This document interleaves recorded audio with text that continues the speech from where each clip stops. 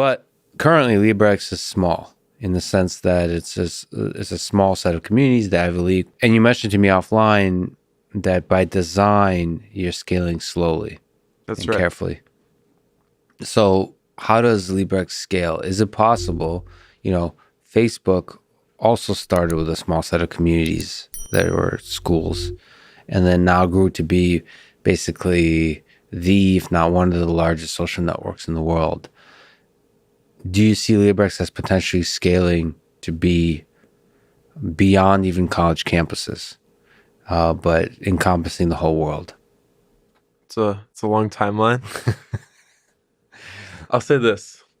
This gets back to like, where did Facebook go wrong? Because clearly they did a lot right, and we can only speculate about what the objectives were of the founders of Facebook. I'm sure they've said some things, but it's always interesting to know what the mythology is versus what the truth is of the matter.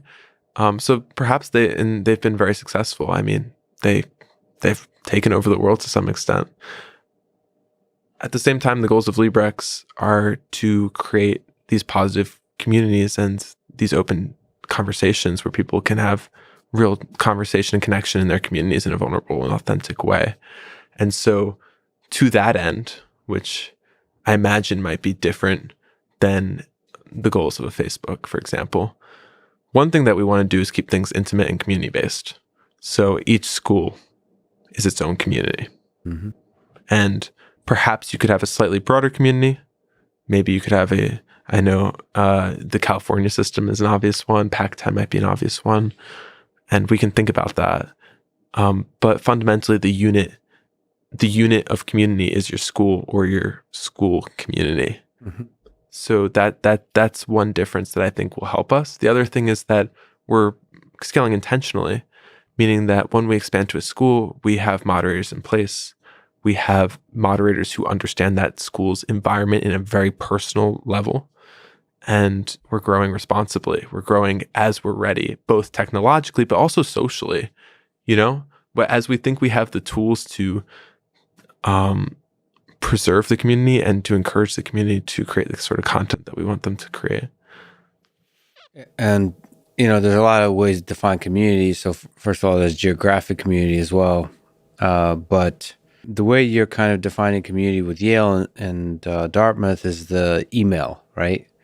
That's what gives you, there's a power to the email in the sense that that's how you can efficiently verify yourself with being a single individual in the university.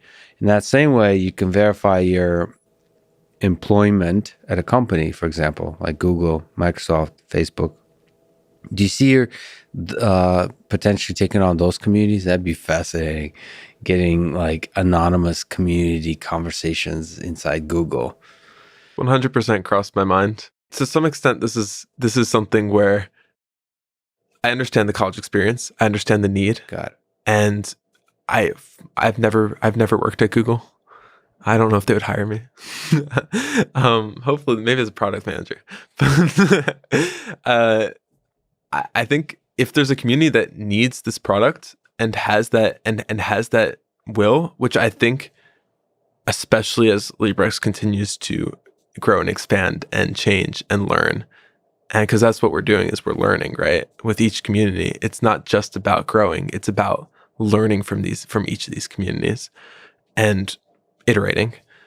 I think it's quite likely there are going to be all sorts of communities that could use this tool to improve their culture, so to speak.